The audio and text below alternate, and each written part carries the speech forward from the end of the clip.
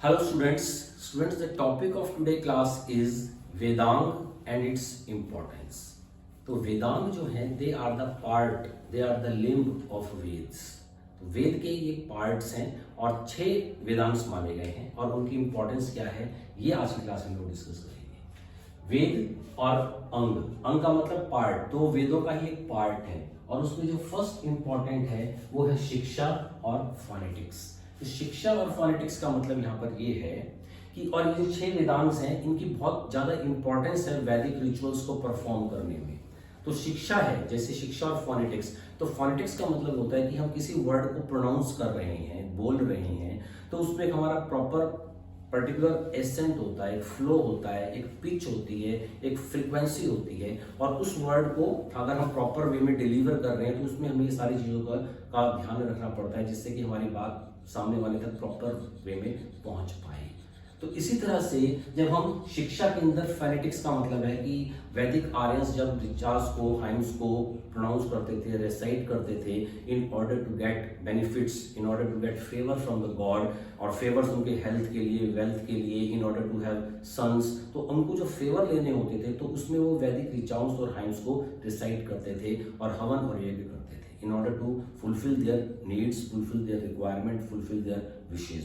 तो उसमें अगर एक वर्ड भी वैदिक हवन यज्ञ करते हुए अगर एक वर्ड भी गलत हो जाता है या उसकी pitch, frequency, accent, flow change हो जाता है तो वो प्रॉपरली उस गॉड तक नहीं पहुंच पाता। जैसे मान लीजिए आप मोबाइल पर या कंप्यूटर पे कोई फाइल ओपन कर रहे हैं और उस फाइल में एक गलत क्लिक अगर लग जाएगा, गलत क्लिक होते ही दूसरी फाइल खुल जाएगी, तो जो वर्क हम कर रहे थे उससे हम कंप्लीटली डिस्ट्रैक्ट हो जाएंगे। तो दैट्स व्हाई द प्रोनाउंसिएशन, शिक्षा के अंदर pronunciation, phonetics is very much important, क्योंकि जिस गॉड के लिए हम वो हवन यज्ञ कर्म कांड कर रहे हैं उन तक हमारी प्रेयर्स तभी पहुंचेंगी जब हम एक proper flow, accent, pitch, frequency से उस हाइम को रिसाइट करेंगे। तो इसलिए ये वेदांग की इंपॉर्टेंस है। तो उसके बिना हम वैदिक जो हमारे जो बेनिफिट्स हमें लेने हैं वो हम नहीं ले सकते। That is the importance of Vedangs and the first Vedanga was the शिक्षा।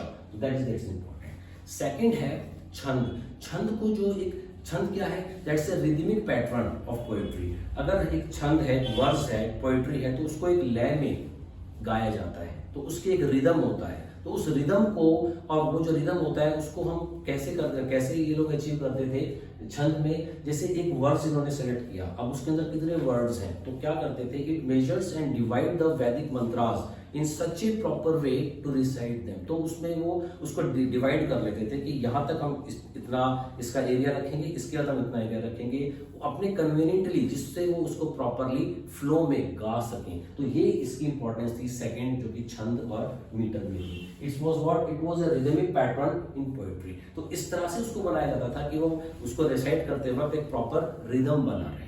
जैसे प्रॉपर रिदम बना रहेगा तो उसको परफॉर्म करने में बहुत इजीली वो उसको कर सकते हैं। तो that was the importance of the chhand और द मीटर।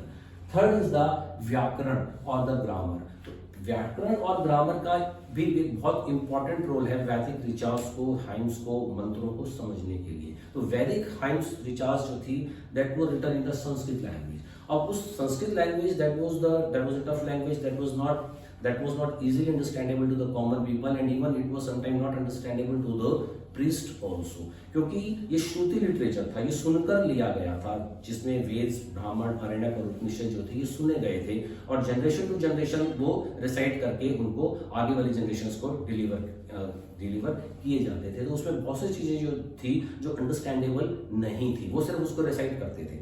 तो अब रिसाइट जो करते थे तो उसका उनको मतलब भी पता नहीं होता था। और इस टाइम तक आते आते जब पाणिनि ने ग्रामर लिखी, अष्टाध्यायी, जिसके अंदर 8 चैप्टर्स और अराउंड 4000 सूत्र लिखे हुए थे, तो पाणिनि ने जो ग्रामर लिखी अष्टाध्यायी वो इसीलिए लिखी क्योंकि वैदिक लैंग्वेज जो संस्कृत लैंग्वेज थी वो 1500 BC टू 1000 BC के टाइम में लिखे गए हैं, जो श्रुति लिटरेचर था हमारा। और पाणिनि के टाइम तक आते आते लैंग्वेज उसकी और उसका फ्लो वो कुछ चेंज हो चुका था। तो उसको समझने के लिए लेटर स्टेजेस के लोग कैसे समझ पाए उन पर्टिकुलर वर्ड्स को, तो इसलिए पाणिनि ने ग्रामर लिखा और उन्होंने ही use the current language of his time in order to make understand the Veda language easily. तो वेद जो पहले के टाइम में लिखे गए उस लैंग्वेज को समझने के लिए उन्होंने ग्रामर लिखा, जो उनके टाइम के जो लोग थे वो उसको प्रॉपरली समझ पाए। तो that was the role of the Panini जिन्होंने ग्रामर लिखा अष्टाध्याय। और इस अष्टाध्याय के ऊपर दो इंपॉर्टेंट स्कॉलर्स थे, कात्यायन और पतंजलि, जिन्होंने